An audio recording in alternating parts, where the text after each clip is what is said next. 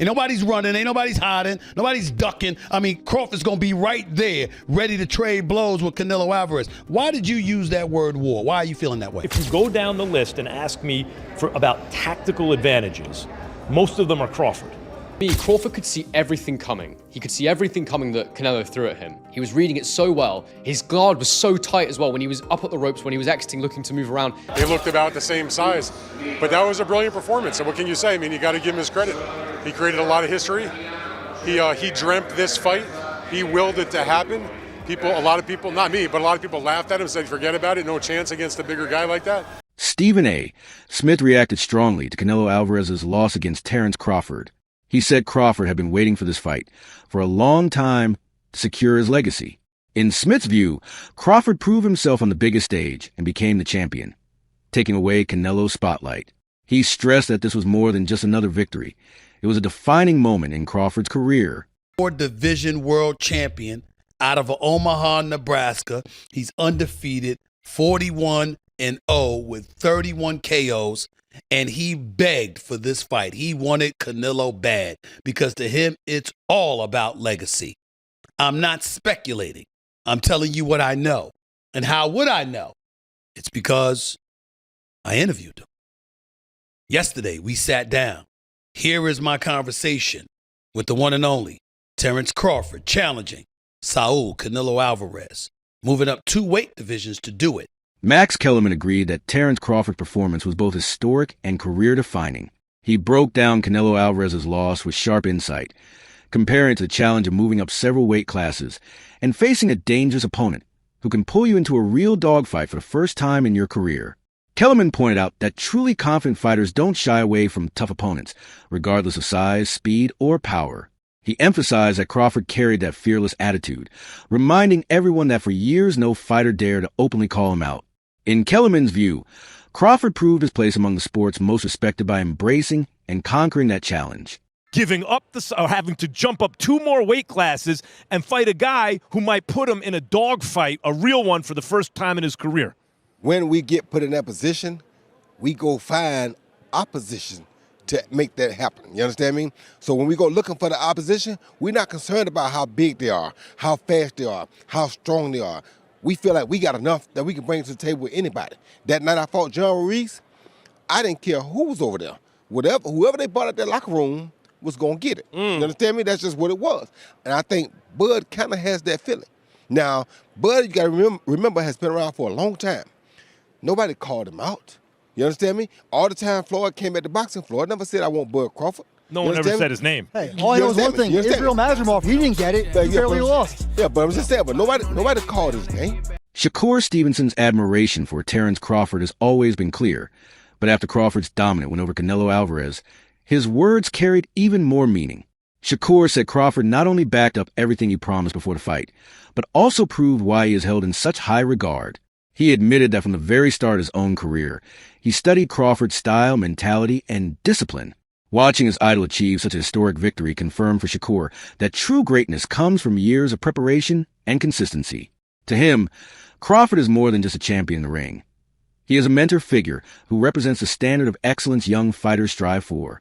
Cook Canelo. He said he was going to outbox him. He did exactly what I called years ago. And tonight he proved that he's the greatest boxer that ever lived. Well, in the interview that didn't work, you said, you felt like going on a run watching that tonight. How much inspiration can you take from someone like Terence? I take everything from him. I've been around him since I was a kid. And just watching that greatness.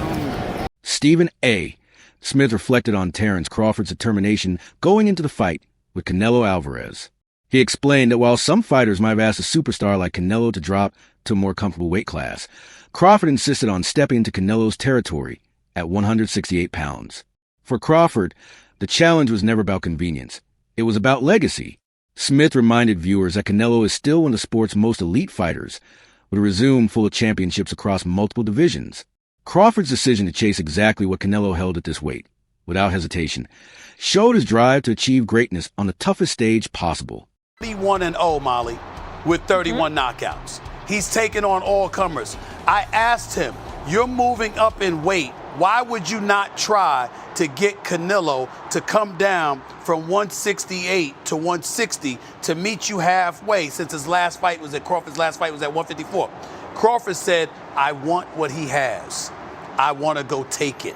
I don't want to make, I don't want him making concessions and alterations. I'm coming to take what he has. And you look at him, and no one believes that he can't pull it off. He can box, he can punch, he's smart, he's elite, and he wants Canelo. He begged Canelo for this fight. Ad Oladipo pointed out the dramatic shift in how the public viewed Terence Crawford.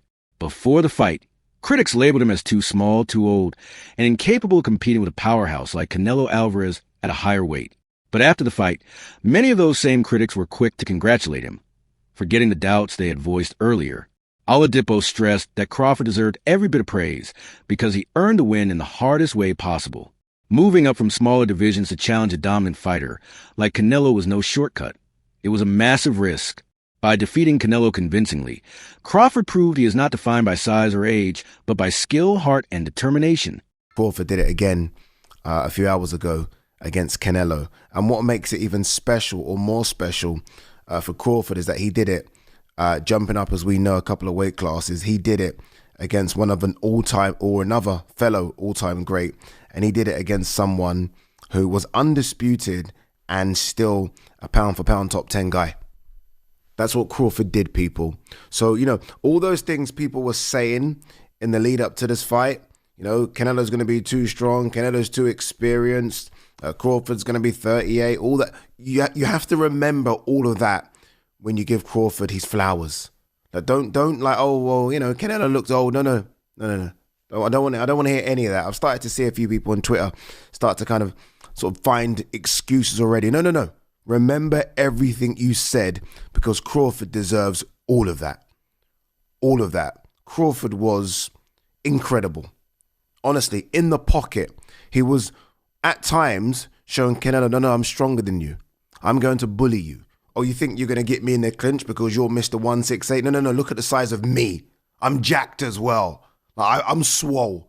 And he was moving Canelo around. So by doing that, he got his respect. He didn't switch to orthodox once, stayed in the southpaw stance because he realized early, oh, Canelo don't like this. Canelo does not like this southpaw stance. Canelo's tripping over himself. I'm going to stay here. I'm not going to switch it. No, I like this work. I'm going to stay here. On the ropes, it's like, okay, come in. Because when you come in, I've got that as well. And I can hurt you as well. Spinning off the ropes. His jab was fantastic. They put up the jab numbers. He was out jabbing Canelo it was almost like 10-1. Maybe even 20-1. It was fantastic. And when he needed to land those power shots, he was landing those power shots. It was an incredible performance. The Wade concept analyst offered a key perspective by rejecting the idea that Canelo's loss could be explained as the decline of an aging champion. He reminded viewers that Crawford is actually older than Canelo, so age cannot be used as an excuse for Alvarez's defeat. On top of that, Canelo entered the fight with clear advantages in weight, power, and experience at the division. Even with all those edges, he was still beaten by Crawford. The analyst argued that this victory wasn't about Canelo being past his prime. It was about Crawford raising his game to an entirely new level. By shutting down the excuses, he made it clear that Crawford's win was authentic, legitimate, and truly historic. More tight, more fundamentally sound. While Canelo, even when he was able to get to range, which wasn't a lot, it wasn't often, he was having a hard time landing clean because everything was super wide and out here and to the body out there. And Crawford would either circle out to that same side, to Canelo's lead hand side. He would circle away because Canelo would step straight to Crawford and chase him and not necessarily cut him off. And even when he threw that hook, I was looking for the hook from Canelo right hand as he stepped through, right? Corral with the lead hand, bang the right hand because you're fighting a southpaw. So, yeah, your jab may not be as effective in landing and managing distance and all those things, even though for Terence it kind of was. For Canelo, I was expecting a lot more of that right hand down the middle and over the top, and him jabbing his way, feint jab right hand, and then that lead hook that I thought he would be able to corral Crawford, because Crawford did want to move away from Canelo. He did. He wanted to move away from that power hand. Smart to do. Canelo never took that extra step to step outside of Crawford's lead foot. Again, that orthodox southpaw matchup, it's always going to be a battle of that lead foot. He never took that next step to get outside of that lead foot and then step through Crawford, step to his left where Crawford was going and land his right hand. He just felt like he was falling off to his right with his right hand, and once he fell off to his right after he threw the right hand, there was no follow-ups because he was off balance, and Crawford was out the gate and circling back to reset the action. This was a masterful display from Terence Crawford. And again, I looked at this fight, and I don't want to do the thing where I said, oh, Canelo's washed.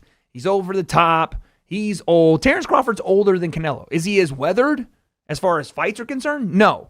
But you can only do one thing when talking about this fight, and that is give credit to Terence Crawford. If you want to say Canelo looked old, that's fine. That's on you. I'm not going to say that. Carl Froch, the former world champion, analyzed Terence Crawford's tactical adjustment in the middle rounds.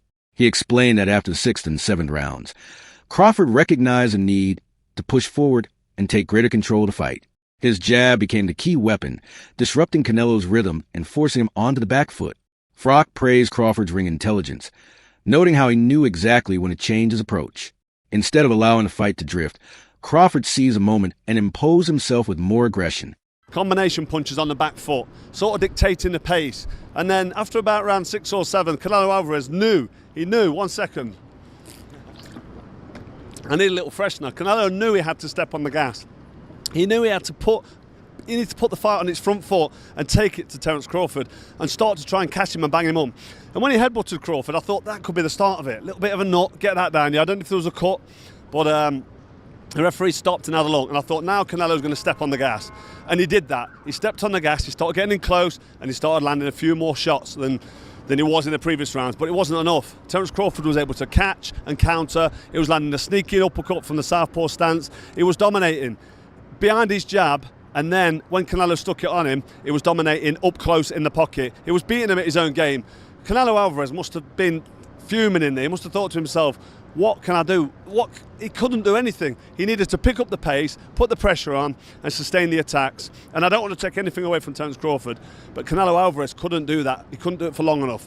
Crawford looked like he could have done 20 rounds in there tonight at that pace, the way he was dictating and controlling. And Canelo Alvarez was getting marked up, he was breathing heavy, he was getting tired, he was reaching with shots, and he was getting torn apart. It was an absolute masterclass by Terence Crawford. Canelo tried, Canelo came and he had a go, but to be honest, I don't want to rain on the parade of Crawford, but Canelo Alvarez, for me, is well past his best now. He's seen better days. He hasn't got the pace, he hasn't got the fitness to sustain the attack. Afterwards in the interview, he said, I felt great, it's great, I feel good. And don't forget, Crawford's a couple of years older. So I think it's the miles on the clock.